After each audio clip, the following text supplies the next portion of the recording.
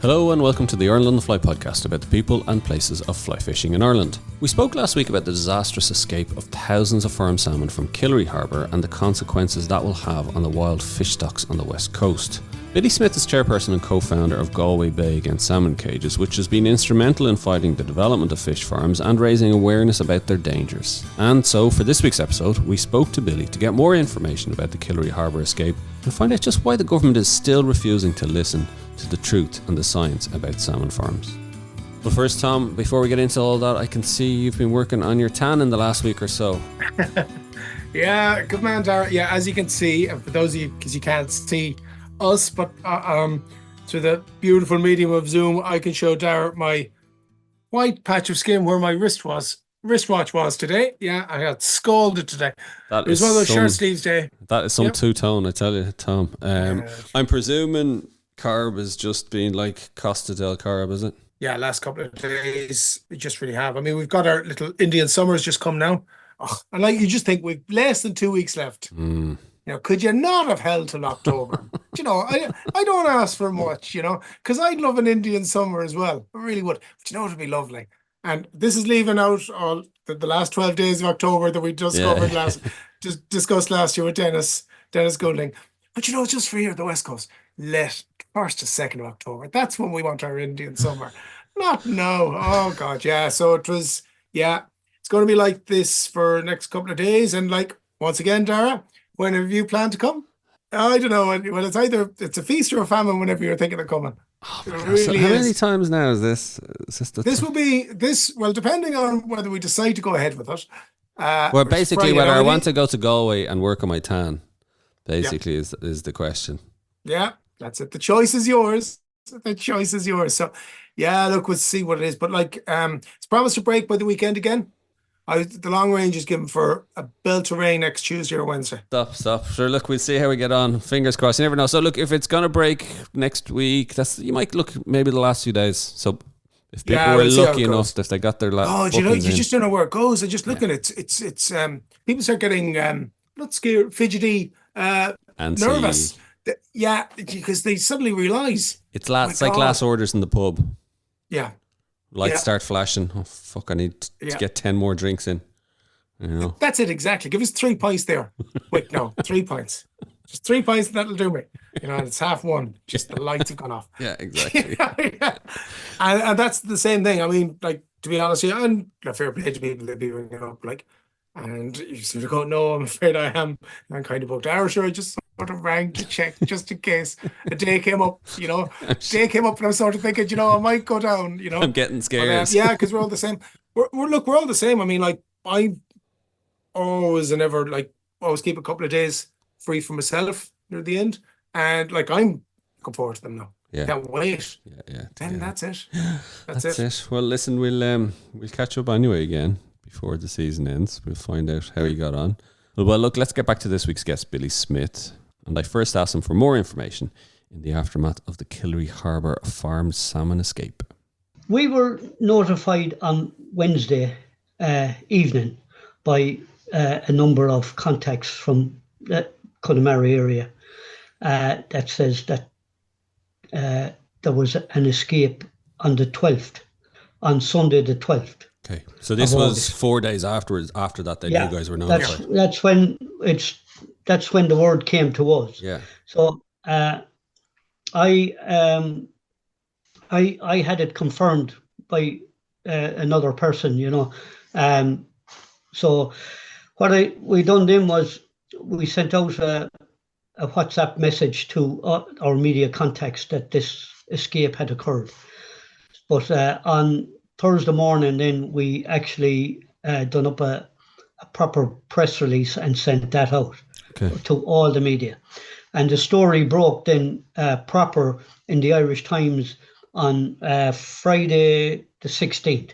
You know, we had more details on the Thursday, you know, with making phone calls and all that from various people, some of them connected with the salmon farming industry out there, you know. Really? Which, it transpired anyway that it seems that there was a wellboat operating in Killary Harbour, dosing the farm salmon in that cage for amoebic gill disease. Right.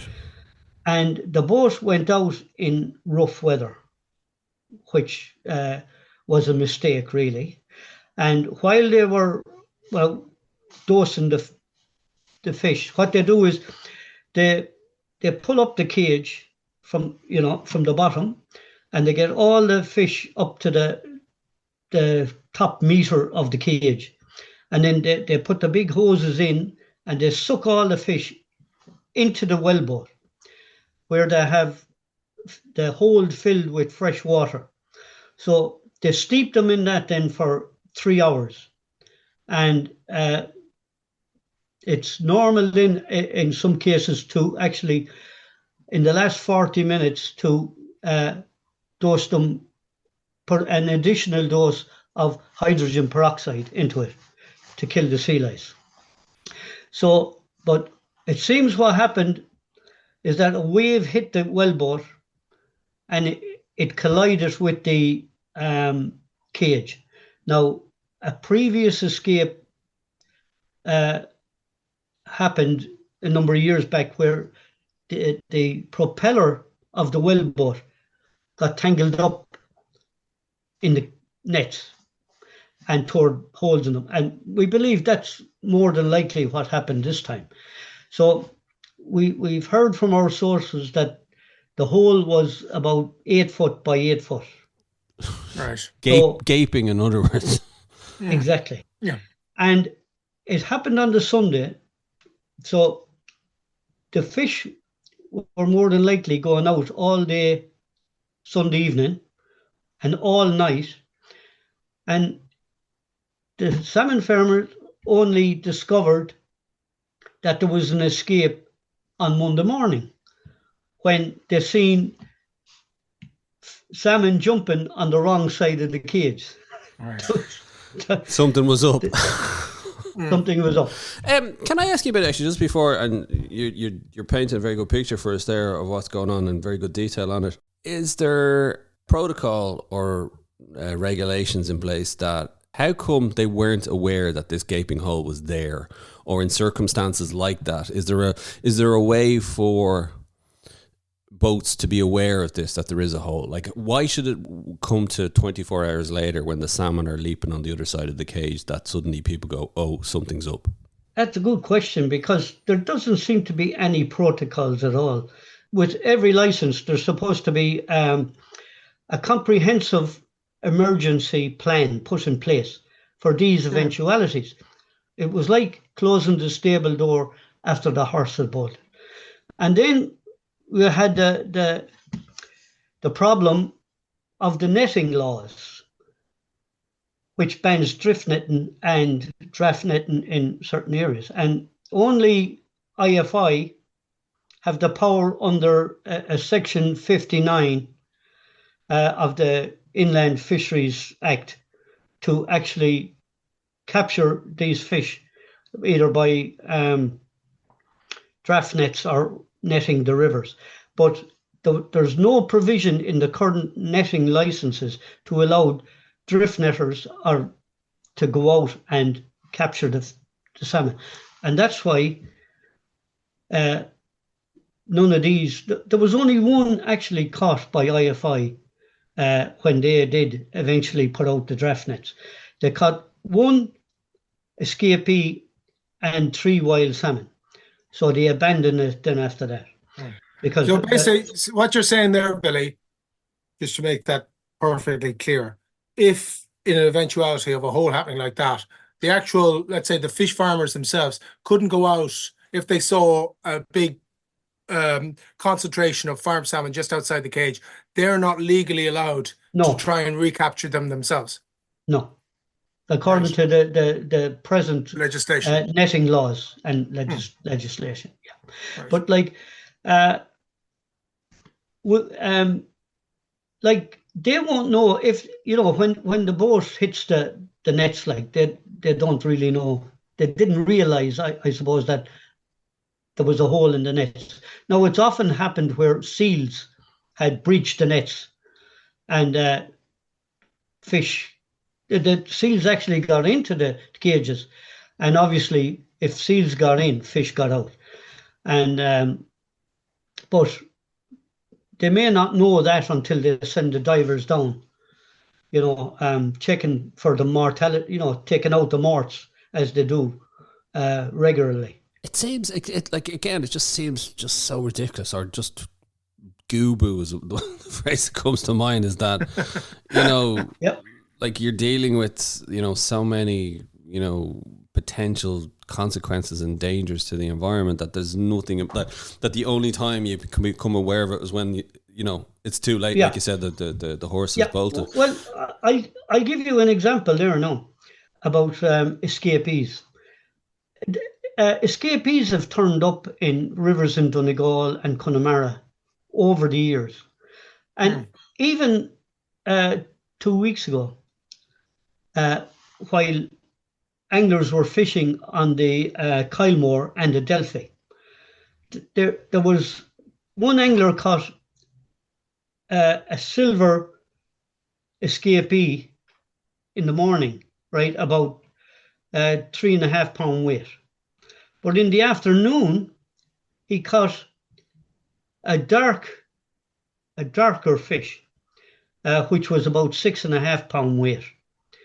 And there was a similar fish caught on the Delphi the same day. And when these were checked and scales given to IFI, it turned out that they were farm salmon, and that had gone coloured from being in the river for months, or weeks or months before the Killary escape. So we believe there was a previous escape which wasn't reported to the authorities. And that's been happening for the last number of years. There's escapees turning up in rivers. No one knows where they came from, and no salmon farmer will admit that they were from their farm. So in our press releases there in the last number of weeks, we called on the minister to shut down all open sea cage salmon farms as soon as possible. But in the meantime, that all the farm salmon smolts should be micro-tagged before they are transferred out to the open sea cages, so that when they do escape, they can be traced back to the farms of origin. And well, that's a very good point, if you don't mind me cutting in there, Billy, because if you're a farmer and you have cattle, or if you have sheep, and I have sheep, you have to tag. As soon as I've lambed every year, I have to tag the lambs, before That's they leave right. there. Yep. Every farmer Same has to with do that. And, these are farmers, so why should they be exempt from tagging? Yeah, now Inland Fisheries Ireland do this on an annual basis. They trap them in the weir, Galway weir. There's a small trap there, and they actually tag the wild smolts going out. And if there's any other smolts, ranch smolts or whatever, they're already tagged before they go. Have you ever got a response, Billy, from government or from salmon farms as to why it's not being done? The salmon farmers wouldn't want to be tagging the fish because there are drip escapes occurring all the time. When they're sucking the fish out from the cages into the wellboats and pumping them back again. Sometimes the hoses come loose and fish fall out. But those drip escapes are more detrimental to the wild stocks because they're occurring regularly. And, we don't even know how many of them are escaping. Which is also contrary, Billy, to the legal requirements that is mandatory. If there's an escape, they have to report it to the IFI within 24 hours. Yeah. And it didn't happen in the Killary incident either. Yeah. No, I'll just give you a little story on that. On the 16th of August, the salmon farmers spoke to Irish Times journalist, and they told them that, I just read it for you. Divers discovered a tear on one of our nets on Monday morning on a routine dive. This followed on from works that were conducted on Sunday during rough weather. Upon discovery, the net was repaired and subsequently replaced with a new one. Then, in the meantime, IFI gave a statement to the Irish Times and to the media that the salmon farmers in Killary Harbour hadn't notified IFI within the statutory 24 hours. So then the journal had an article then on the 22nd of August, and they spoke to this possibly the same salmon farm spokesperson, and they says, we can confirm that an escape of very healthy fish that had never been exposed or treated with pesticides whatsoever did occur at our farm on or after August the 12th.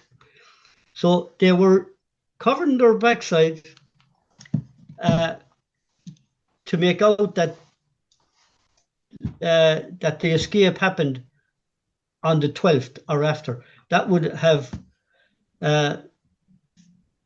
have saved them from the IFI obligation. Yeah. Well, what are the consequences, Billy, if you don't report it within 24 hours? Do you know, like according to the legislation, and has there been any consequences for? No consequences whatsoever, because no punitive action can be taken against any salmon farm operator that breaks the conditions of their license. And that was a good example of that is when Maui were caught overstocking by 121% at the Danish salmon farm in 2016. And their license was revoked by Minister Creed, 2019. And they're still operating. Because it's, of course, obviously going through the system, appeals after appeals, and dragging it on and kicking the can down the road. And because we dealt with this with Salmon Watch Ireland, and it's just incredible to think that. So basically, even though the minister revoked the license, while they're appealing it, while it's going through the process, they can keep doing what they were doing beforehand. Yeah. And so let's just, that's 2016, is that what you said? So we're now 8 years into it. Yeah, and they're still operating. Could only happen in Ireland. Yeah. And it's worth repeating what you said. There's no punitive action taken. Action can be taken if there's a breaking of the regulations. Like, in what other industry have you got that? That's been admitted to by the Department of Agriculture, Food and Marine. So it's not just me saying that. Yeah, it is incredible. And and then of course we know, and you made a good point, Billy, that it's the drip that what we don't know, which is probably more harmful. But what we do know from the Killary Harbour one was within days, weeks, the farm salmon were being found. They're made their way up to the Owenmore River in Mayo, and as far as and south into Galway, and now there was unconfirmed reports of an escapee caught in the Kilcolgan River in North Galway there, but that was unconfirmed because that's a closed river for fishing for salmon and trout. You can only fish it for brown trout on a single barbless hook. So if there was one caught there and killed, the person would more than likely have been fined for it.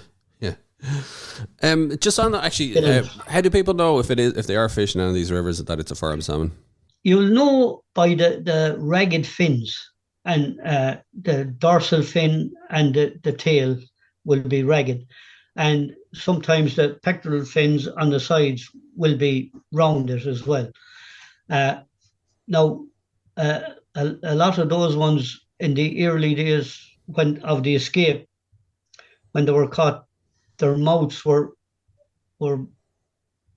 blood red, because more than likely that was from the dye in the feed that they were being fed, prior to harvest. My God, it's real Frankenfish, aren't they? Like, oh yeah, definitely. So we know there's an investigation going on by the IFI. Is that right? Department of Agriculture, Food and the Marine are conducting the investigation into it. Right. And I wouldn't hold my breath as to the outcome of it. If it's anything like the investigation they done for the Bantry Bay escape a number of years ago, they refused to release the findings, and the findings didn't come out for years afterwards. What was the Bantry Bay escape? There was an escape, I think it was it 2019 or could be even earlier, but it got wrecked by a storm, and about 250,000 farm salmon escaped. But there was an investigation done into the condition of the nets and all that and by the Department of Agriculture, Food and the Marine, but they refused to release the findings for years. And I think Friends of the Irish Environment, I think eventually got them, but they were never really published. I don't know, were they allowed to? I'm just looking at that. Yeah, it was the single biggest salmon farm escape in history in the state. 230,000 salmon. All right. We're missing. Yeah. Nearly 250,000. Wow. Billy, reckon officially they're saying 10,000, but you reckon it could be 30,000 escaped from Killary Harbour, was it? The reports we got that there was 38,000 salmon in the cage when the escape occurred. Now, no one knows yet the exact amount that escaped, because the department are saying they were told by the salmon farmers that 78,000 escaped, but that they wouldn't know until an audit was done on the farm. So I would take the 7,000 or 8,000 figure with a pinch of salt, really. Yeah. Because if that cage was breached on Sunday evening, they were coming out for hours and hours and all through the night. So I'd say if a few started going out, all the rest would follow like sheep. That's my opinion anyway. So, and the reports we were getting from our contacts out there was that between 10 and 30,000 had escaped. So, but like we'll never know the true figure. Exactly. And like the consequences, for this is for the environment, for the rivers, for the wild fish stocks. This is what, and myself and Tom have spoke about this before, Billy, on the podcast, is, salmon numbers are in crisis as it is. And to be further hit by something like this, and this is what we know of, like you said, God knows what we don't know of. Yeah. It's just another nail in the coffin. Like, I mean, one of the undisputed scientific science on it, is in relation to escapes. There's no dispute about the damage escapees can do to wild populations.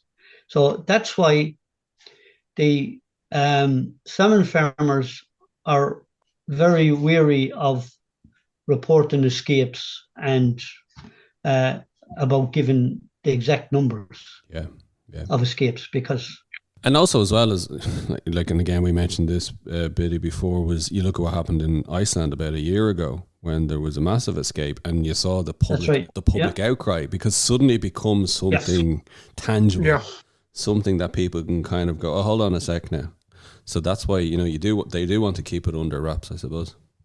Billy, I just wanted, because I'm fascinated, you're you're chairperson and you're co-founder of Galway Bay Against Salmon Cages. Tell me, how did you get involved in this whole area? In 2011, while I was fishing on the high bank in Galway City, downstream of the salmon weir. I was approached by a marine scientist from the Marine Institute, and he said to me that there's appropriate assessments and environmental impact assessment reports being done up for a massive salmon farm in Galway Bay. And he said to me, if that goes ahead, he says, it will destroy the Corrib system. It'll wipe out the salmon and sea trout stocks in the whole of the Corrib. I was a member of FISTA at the time, and still am. I'm on the national executive of FISTA. So I reported back to Noel Kerr, who got the ball rolling in, and we started organising a few public meetings in Galway at that time.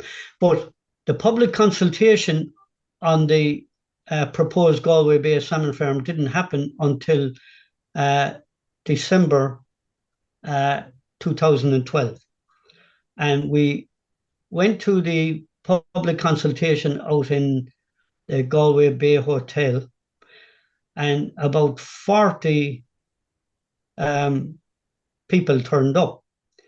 The public consultation was being given by Bord Iascaigh, and I think 4 or 5 Inland Fisheries Ireland personnel turned up as well. And there was anglers from all over the county, from Corrib Anglers Federation and from angling clubs on the Clare River. And BIM got totally ridiculed on that night because the environmental impact assessment report was totally fictional. And it's been proven that since, Like minimal damage, all this kind of stuff. Yeah. And the IFI personnel rubbished it that night as well. They had their homework done and all that, So we all the anglers, most of whom I never met before in my life, we all met out in the lobby and decided that something had to be done about it, So a couple of weeks after, there was a meeting arranged for the Clare Galway Hotel, where about 100 people turned up, delegates from various angling federations and club secretaries, chairperson. But there was no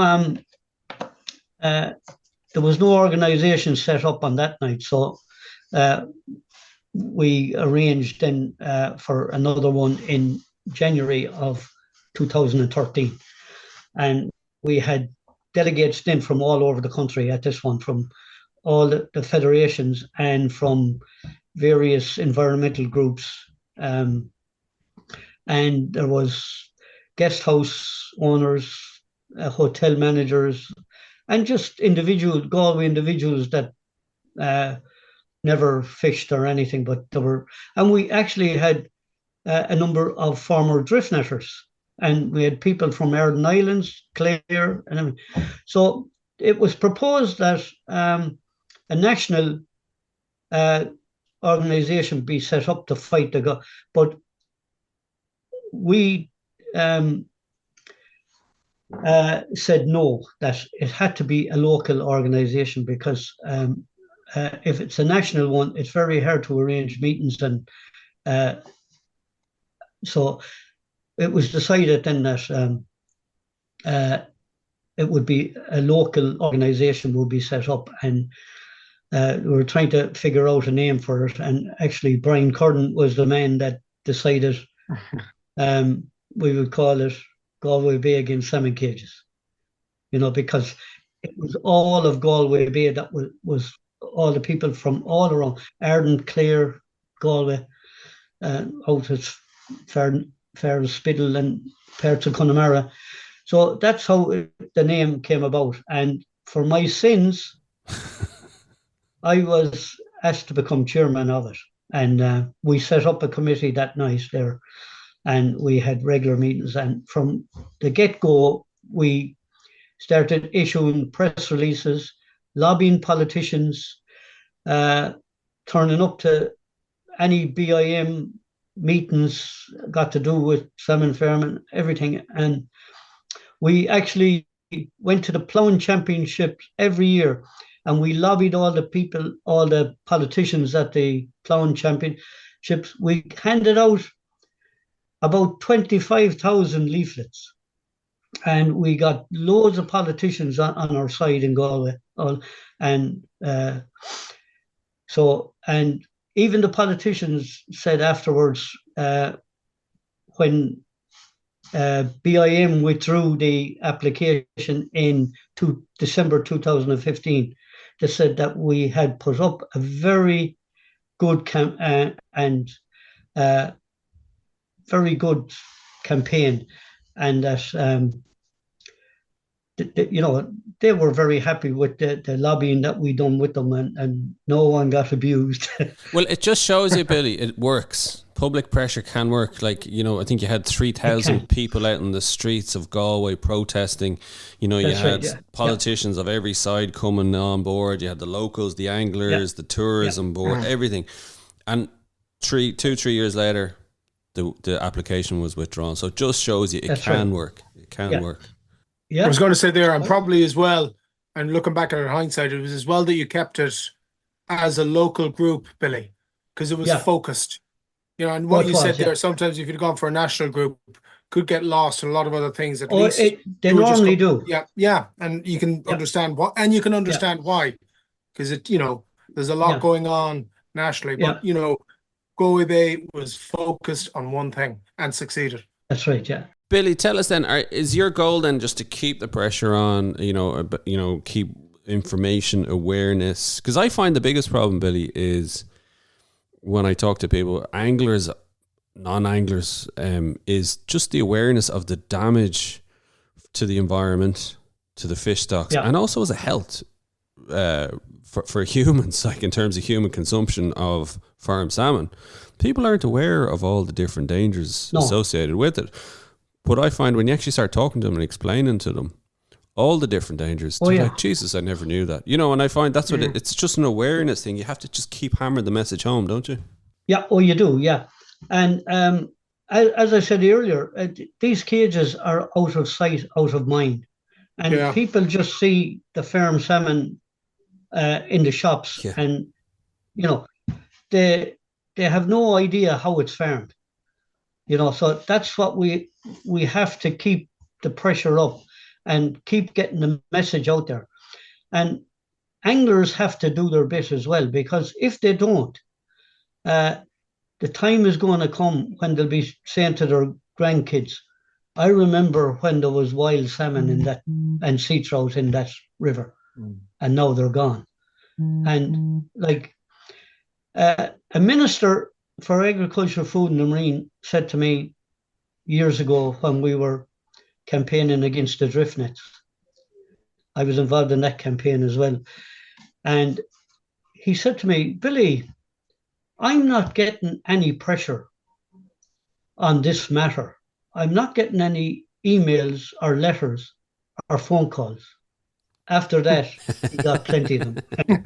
So what I'm saying to anglers and people that and environmentalists, you have to be proactive and get contacting your local TDs, councillors, and the Minister for Agriculture, Food and the Marine, because they're saying we're not getting any pressure on this issue.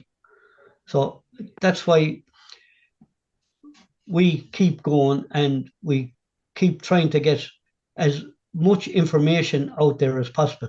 We are very proactive in putting out, sending in AIE requests to the various departments. Access to information on the environment, Aarhus Convention requests. And so once an issue is connected with, once it's connected to the environment, that they have to give you the information. And if they don't give it to you, within 30 days, you can appeal that decision to a higher authority within the organisation, either whether it be a county council, a government department, or whatever. And if you don't get the information you were looking for after another 30 days, you can appeal it into the Commissioner for Environmental Information, and they will investigate. And that's how we get all our information. And could you say it again, Billy? What is AIE? Yes, access to information on the Environment Regulations, Aarhus Convention, 2007 to 2018. That's what you have to quote when you're sending in a request for the information to any department, any government agency. Right. And we have to make sure that everything we say is true, and that we have to check our facts two or three times, but before we can put out a press release, because we know that the legal eagles on the salmon farm side are waiting in the wings just to catch us out. So most of the stuff we get in is on, mortalities and diseases and sea lice infestations, and we get it all from the Marine Institute, the Department of Agriculture, Food and the Marine.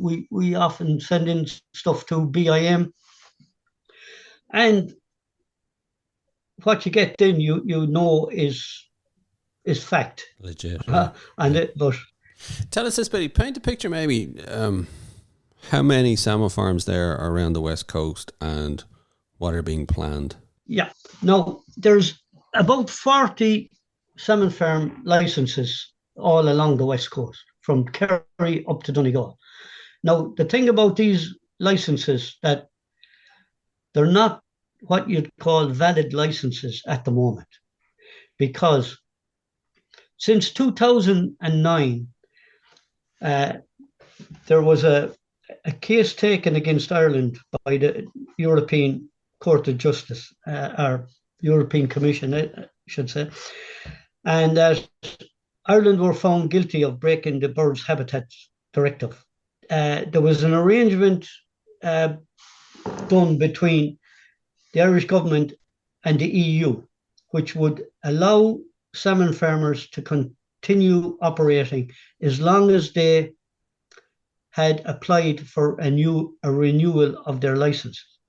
And this arrangement was called Section 19A4 of the 1997 Fisheries Amendment Act. It was only supposed to be a temporary solution to the problem until the salmon farmers had done up appropriate assessments and all that. But it's been operating ever since. And some of the salmon farms, their licenses have expired between 2005 and 2015. So they have got no renewals since that, because they're allowed to operate under Section 19A4. It's a crazy situation. Which is a temporary measure. Kick the can down the road. Don't deal with it now. Yeah. Just keep, keep the temporary one in place. Fudge. Fudge. That's exactly the word. Yeah.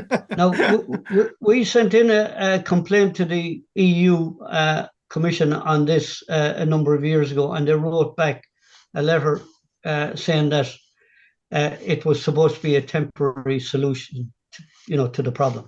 So I passed that on to Salmon Watch Ireland, and they used it as part of their case against Section 19. They put in a complaint as well, and they used that letter as part of their complaint. And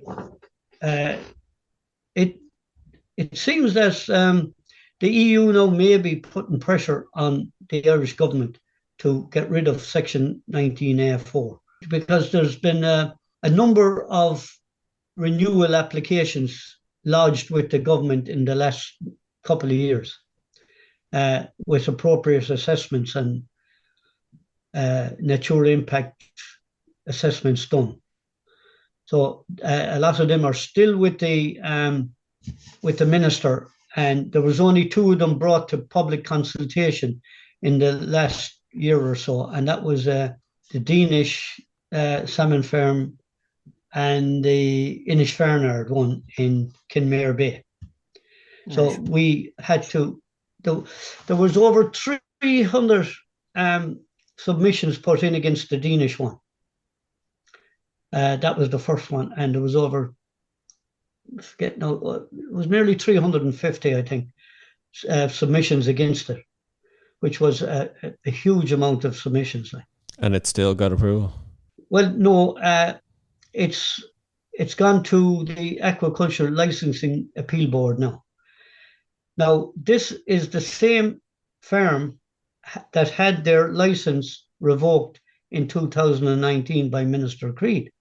Tell us, Billy, just have you gotten any sense of, you mentioned there earlier about politicians, you know, they don't like heat, they don't like being unpopular. Have you got any sense since the last few years that, you know, people have become more aware, the environmental evidence, the science, you know, the growing opposition to fish farms, not just in Ireland, but around, you know, Northern Europe, that the government is starting to take this on board? Like, because you have called, and so many other people have called, and that's what we're all calling for, is cages to be put on land, into closed pens on land. Is there any appetite? Are you seeing anything at all from the government or the civil service that this is going to happen? No. The government is hell-bent on issuing more licenses and increasing production.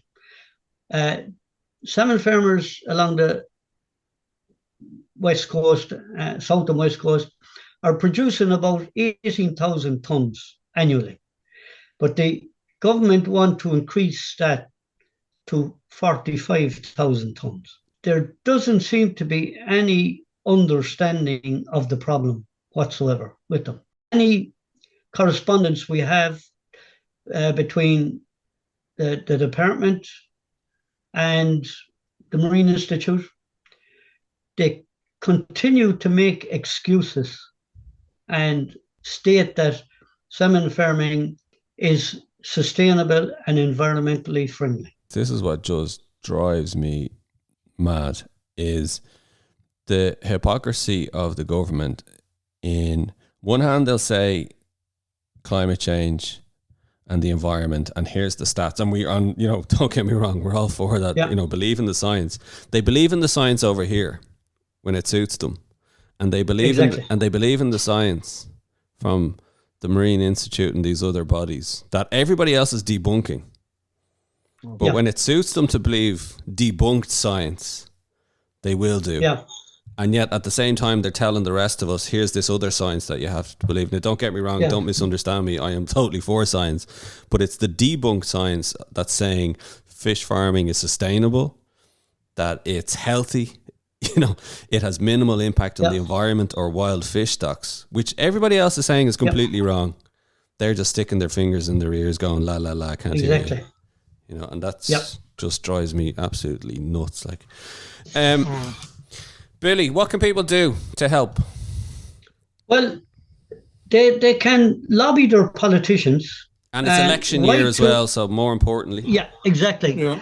Get an answer from your politicians, whether they support salmon farming or not. That's one question that they have to be asked.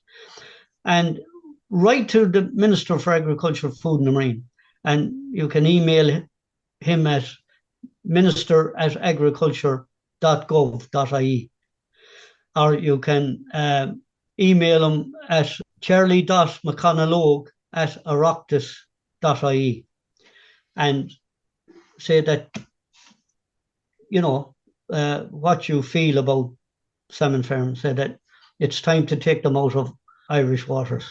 Let's think of Killary Harbour, between 10,000 and 30,000 escaped farm salmon that are now infecting the wild stock in the rivers, in Galway, Mayo.